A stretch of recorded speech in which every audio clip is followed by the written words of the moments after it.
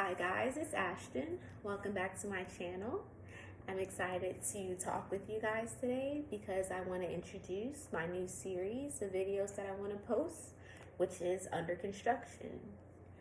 And in Under Construction, I want to go ahead and touch on topics that I've learned throughout the course of the past couple of months that's helped me kind of reset and realign myself and just overall just help advance me into this new era of me.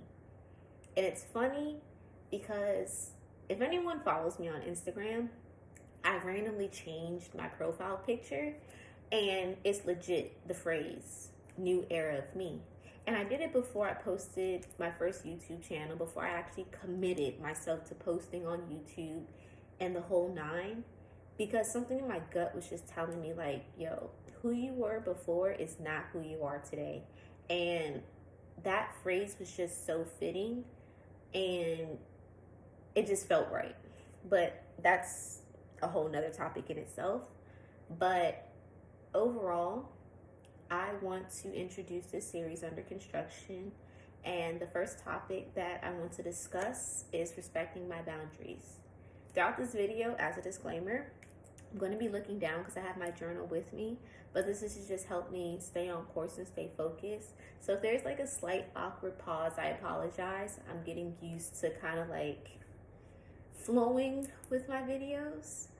But first part is, why is it important to respect your boundaries? You pretty much set the tone for your relationship when you respect your boundaries and you let your party know what your boundaries are. And I say party because respecting boundaries, I feel like most people will just tie to relationships with a significant other, but it's not just that. Respecting boundaries are tied to work, friendships, family relationships, personal relationships, just all aspects of your life. It's not just with your significant other. It's also with all those other areas that I just stated. And when you are able to set your foundations and stay firm in them, you'll see a huge shift and a difference in your life, because I started to see it for myself. When it came to work, I was in a very, very miserable state because of the fact that I allowed so many individuals within my workspace just bulldozer over things that I just did not like, but I didn't speak on it because of the fact that within my position, I didn't feel like I could speak on certain things. I didn't feel like it was appropriate to object to certain behaviors, but it is okay to do so. Just because you're at work does not mean you can allow your boss, your coworkers, employees that are under you, try you in any way, shape, or form. And I don't mean to speak on it with such an attitude, but that's when I realized I needed to set boundaries. I needed to make sure that people understand, listen, I'm cool with this, but I'm not cool with that. And it started pretty much where in my line of work, I work in retail, and I'm not going to disclose where yet because that's none of y'all business. But pretty much at work, I'm on a level of management where I'm needed. That's just what it comes down to. I'm needed. And I have to have my phone on me majority of the times. And you're thinking like, well, bro, it's retail. You'd be surprised. But it was getting to the point where when I would leave from work, you would think, okay, you're detached, you're off, you're gone. That wasn't the case. I would leave from work and my mind will still be on work. I would get home. I can't fully decompress because I'm still getting phone calls. I'm still getting text messages pertaining to work. And it starts to get to the point where I'm just like, it felt like I was never off. It felt like I was constantly on go with no break. Because even on my days off, I would worry about work, worry about the things that I didn't get done, worry about what I need to get done, to the point where I wasn't getting sleep. My health was taking a turn and I did get sick because I was overdoing it. So, what I had to do for myself was tell my manager, listen, when I'm not at work, do not contact me if it's not detrimental. And that might sound crazy, but sometimes you have to do things like that. Because what bothers me or what's a trigger for me is if I get a phone call or a message and I'm being asked something that I can't answer because I'm not at work. So you're now putting me in this paranoid space of feeling like, well, because I can't answer it, I have to go into work. I have to go in so that I can resolve whatever issue is taking place or be able to answer whatever question I was just asked. But that's not the case. People have to understand that if you're off, you're off. And it is okay to be off. Take that time to get yourself together. Take that time for you to re-energize yourself. You do not have to be on call all the time. You don't. I don't. I didn't have to be on call because at the end of the day, the people that were under me were more capable of handling my business when I wasn't there. And I had to also entrust in them and understand that they are capable of still running my business when I'm not there. But back to my boss, me telling him that, he had to understand you can't just text people out of the woodworks to ask them simple-minded questions that you didn't take the time out to just figure out on your own. Because 9 out of 10, that's exactly what it is. So I set my boundaries with that. I let people know, if I'm not at work and I am off, you can text me, but don't call me. And please just be mindful of what it is that you're contacting me in regards to. Simple as that. And once I made a decision to set the boundaries in that aspect of my life, my career changed. I actually got the opportunity to go to a whole nother location. And being in this new location has changed my mentality. And when I was able to start on my first day, I started with my boundaries already being set. So I did not have to deal with all the foolishness that I dealt with beforehand. Aside from work, respecting boundaries, respecting my boundaries when it came to friendships. This one's a funny one because I really don't have friends like that. I'm a loner to a certain degree. Like, there's people that are in my circle that I allow into my personal space, but for the most part, I keep to myself because I find more peace with being by myself versus having a bunch of people. Now, I'm not saying having friends is a bad thing because I would like to get to know more people and establish more friendships, but more so, I just naturally tend to keep to myself. But in those moments of actually establishing friendships and getting to know people, I realized because I was kind of foreign to it that I didn't know how to go into friendships. And I didn't know whether it was okay to let your friend know, like, hey, I'm not the type of person that likes to be on the phone all the time. That's not my thing. That's truly not my thing. And as a friend, you have to just respect that. Now, I'm not saying I'll never pick up your call. I'll never talk to you. But for me, for Ashton, I don't be on the phone like that. It's not my thing. I'll probably send you a voice message. I'll send you a text message. But I'm not going to be on the phone with you hours and hours on end. That's just not me. It's not. I forced myself to do it, but then I realized the type of space that it would leave me in. I would get off the phone and I'd feel drained. I'd feel like I ran a damn marathon.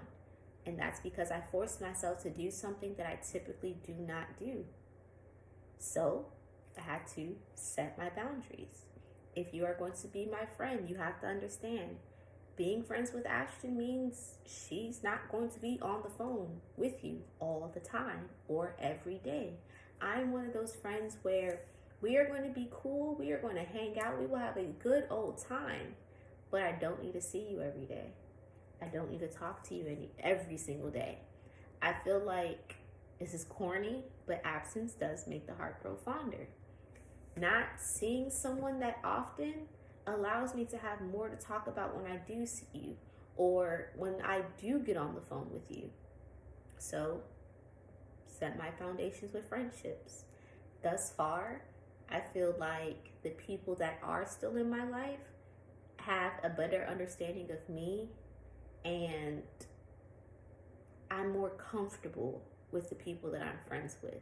And it's no shot, it's no shade to the people that I have been friends with, but more so now the space that I'm in, I know exactly how I want to enter into my friendships, how I want to be friends with people, and the type of people I want to be friends with. And if I find people that are okay with that, that understand, that just shows the progression that I'm making within myself. The next area of setting boundaries is with your family. Ooh, family. This one's hard because I still haven't mastered this one. I feel like I've taken steps into the right direction when it comes to setting boundaries with family, but it's kind of hard because you don't want to come off as being disrespectful. You don't want to make it seem like you're trying to be this, I want to use the word rambunctious, but I don't think that's really the word that I want to use. But anyways, when it comes to letting your family know when they do things that you're not okay with, that you don't like, it can be a touchy area because you don't know how they're going to respond. For me, coming up in a Jamaican household, it's not something that typically is done. So you have to ease into it. And then also make sure that the parties that you're having these conversations with are willing to be open-minded. Because you can try to set foundations with people in your family, but if they, for one, aren't willing to even listen, don't force the situation. And don't try to make yourself just tolerate their behavior either. If you feel like your family just isn't grasping it, it's okay to take a step back. It's okay to give it some time and then bring it back up to address. But with that one, do not go into it just guns blazing like, ayo, stop saying I'm skinny. I understand that I'm skinny. This is who I am and this is who I'm going to be. Either you accept it or you get out. Don't do that. Don't do that. Because you might get 2 chops to the throat and I can't save you. That's going to be on you, boo-boo. That's going to be on you. But when it comes to family, just take time and ease into it. Have that open dialogue and don't just let it be a one-off conversation. Be comfortable with being uncomfortable. That's one of the main things too about respecting your boundaries. Sometimes in order for you to stick to it, you have to feel uncomfortable for a certain amount of time. It's not going to be easy. This whole process is not easy, but if you keep pushing through, you'll reap the benefits later on down the line. Trust me. But the main setting boundaries and respecting them for me is coming with relationships. I'm sorry, it feels like something's in my eye. But when it comes to relationships, this one is a heavy hitter for me because I haven't been in a lot of intimate relationships, actual relationships. I could probably count on one hand. But with everyone that I've gotten to know, that I've dealt with, I've never had boundaries. I've never let somebody know I didn't appreciate the behavior, I didn't appreciate how they went about something, how they carried themselves with me. I never spoke on it, I never addressed it because it wasn't something that I was taught growing up. Excuse me. But when it comes to relationships, more so ladies, please, please, please have respect for yourself and understand you telling a male that you don't like a quality about them is okay. It is okay. And it is okay to let them know what it is that you want from them within reason.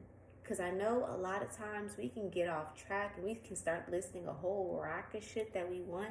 But then it's just like, let's be realistic. Half of the stuff that you put on your list, do you even have those qualities in yourself? But that's a whole nother conversation for another time.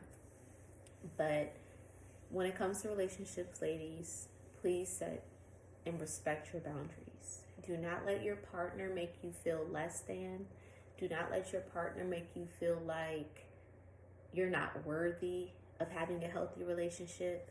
You're not worthy of getting checked on every day. You're not worthy of just overall healthy treatment and communication. Make sure that you speak up for yourself. I realized that I did not do that in any of my relationships. And I'm not seeking pity. I'm not seeking, oh, do you need a hug? No, you live and you learn. I'm still young. I'm still here. And I got through all of my situations. But I wanted to say, what I know now, I do wish I knew back then. Because I definitely, for one, probably wouldn't have entered half of the relationships that I entered in. But I would be in a more healthier headspace, if that makes sense. But thus far, just understanding that one concept has progressed me a lot. It has gotten me to a space where, hence, I'm still single, but it's for a reason now. It's not because I'm out here searching for someone and can't find someone. It's because I know what I want. I know my boundaries.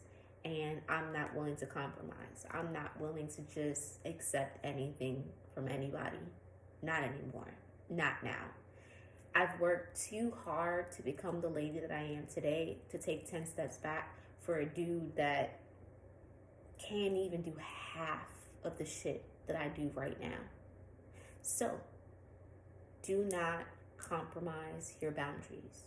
You can speak on negotiating certain things, but at the same time, you know what you're willing to deal with and what you're not willing to deal with. And don't let somebody talk you out of whatever it is that you're telling them, so that it best suits them, so that they're in a better space than you are, to where they feel comfortable but you still don't feel comfortable. So yeah, I want to make sure that I touch on everything, and I think that is everything. But more so, just make sure that you respect yourself. It's not a one-day thing. It takes time. Be patient with yourself. Don't be hard on yourself. You'll get to the point where you know when you have your solid foundation of boundaries, those things that you're not going to compromise on, those things that you're not willing to just ease up on. And you'll realize that when things start to just aligning for you. You no longer have to speak on what they are. People just automatically just come in knowing some way, somehow, because you're giving off that vibe that you know exactly how you want to move and progress in your life. And that's just really what it comes down to. But that is it. Yeah, that's really it. More so for me, I love this learning experience that I'm going through. I love everything that I'm encountering. Things are more so on a positive tip for me, and I'm starting to see things from a different point of view, and I appreciate it, and I love that for me. It's weird. This is a sidebar, but like, even though like I'm home by myself right now and I'm just talking to my camera, like I'm still partially nervous. But I'm going to overcome that. But if you made it this far into my video, I thank you. I appreciate it. I love the support that I've gotten so far from everyone that's watched my first video, that subscribed to my channel, that's talked to me, texted me, and told me congratulations. I appreciate it. I appreciate it. I appreciate it. And if you can, please, YouTuber plug. If you can like, comment, and subscribe, I would appreciate it. Turn on your post notifications so when you know that I post. And with that being said, thank you guys, and I'll see you in my next video. Bye.